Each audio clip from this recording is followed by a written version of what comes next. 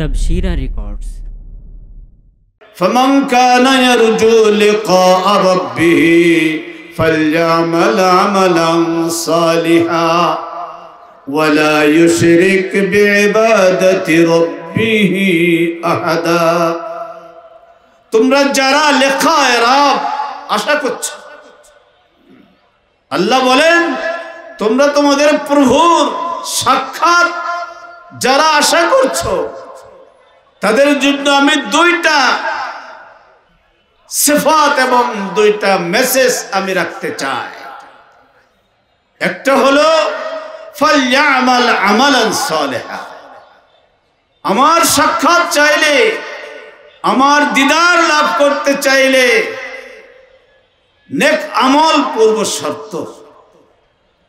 আর দুই নম্বর মেসেজ হলো ওয়ালা ইউশরিক বিইবাদাতি রাব্বিহি আহাদা,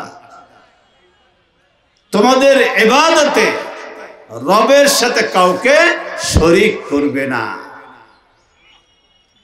তো একটা হলো নেক আমল, ভালো কাজ, ভালো কর্ম, যাবতীয় যত ভালো কর্ম হতে পারে সেই কর্মটাকে আমাদের ভালো কর্ম হিসেবে অন্তর্ভুক্ত করতে হবে। তো প্রতিটি কাজকে ভালো কর্মের অন্তর্ভুক্ত হতে হলে লিকায়ে রবের শর্ত পূরণে পালিত হতে হলে তার তিনটে শর্ত রয়েছে। এক নম্বর শর্ত হলো যে কাজটা আল্লাহর হুকুম অনুযায়ী হতে হবে।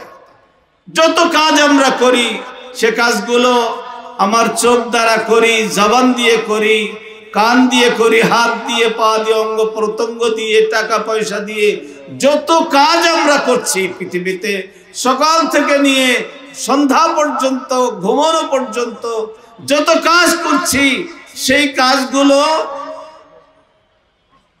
ভালো কাজ হিসেবে অন্তর্ভুক্ত করতে হলে তার তিনটে শর্ত লাগবে প্রতিটি কাজে। একটা হলো যে সেই কাজ আল্লাহর হুকুম অনুযায়ী হতে হবে, দুই নম্বর হলো নবীর তরিকায় হতে হবে সেই কাজটি, তিন নম্বর হলো যে ইখলাসের সাথে হতে হবে।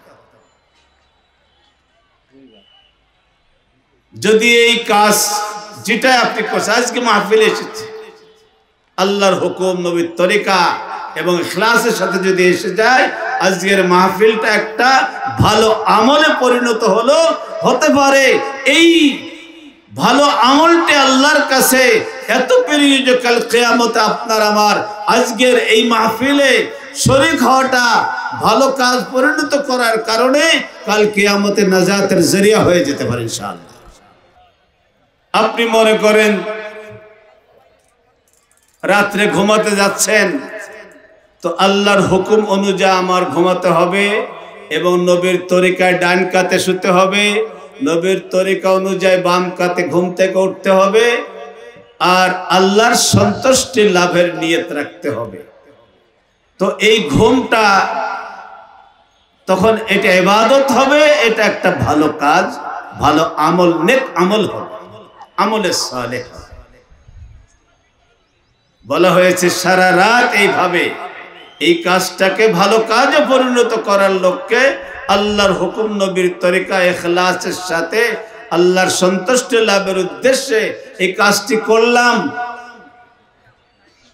তো সারা রাত আর একজন আমি ঘুমাই আর একজন সারা রাতের ইবাদতের থেকে আমি ঘুমাই, সেই ঘুমের মধ্য দিয়ে আমি সেই আরেকজনের ইবাদত সারা রাত করছে, সে অনুযায়ী তার মতোই আমি সব নিয়ে আমি সকালে ঘুম থেকে উঠতে পারলাম। সুবহানাল্লাহ, এটা ভালো কাজ। কারণ এতে আল্লাহর হুকুম, অর্থাৎ আল্লাহর হুকুম হলো যে এটাকে ঘুম যাওয়া, নবীর তরিকায় আমি ডান কাতে ঘুমেছি, বাম কাতে উঠেছি, আর আল্লাহর কাছে আল্লাহর সন্তুষ্টির মধ্য দিয়ে এই ইবাদতের মধ্য দিয়ে আমি চাই এটা একটা ইখলাসপূর্ণ ইবাদত হয়েছে। বিধায় ঘুমোয়ও আমি সারা রাত জেগে থাকে কোরআন তেলাওয়াতের সওয়াব আমি লাভ করেছি। এরকম ভাবে আরো যত কাজ আছে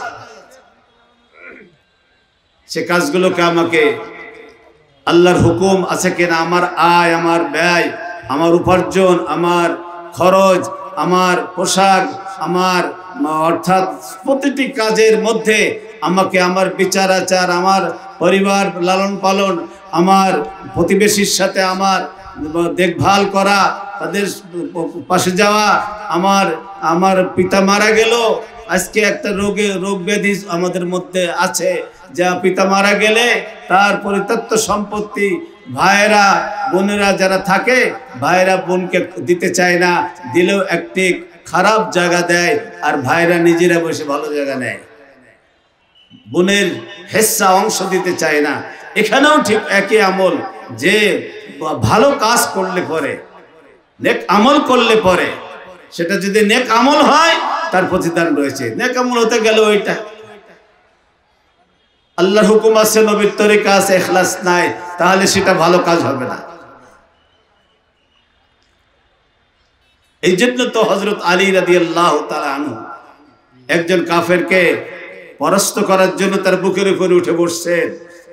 বসার পরে সে কি করেছে, কাফের চিন্তা করছে যে আমি তো আজকে আলীর হাতে ধরাশায়ী হয়ে গেছি, তার হাতে আমি চলে যাব, তা আমি কিছুটা তো আমাকে আজ এইভাবে আর কি আক্রমণ করলো, এর কিছু প্রতিশোধ আমি নিয়ে যাই, আর কমপক্ষে আমি এমন একটি কাজ করি যাতে লোকে বলে যে লোকটা মারা গেছে কিন্তু সে বীরত্বের কিছু সূচনা দিয়ে গেছে। ফট করে সে থুতু মেরেছে হযরত আলীর মুখে।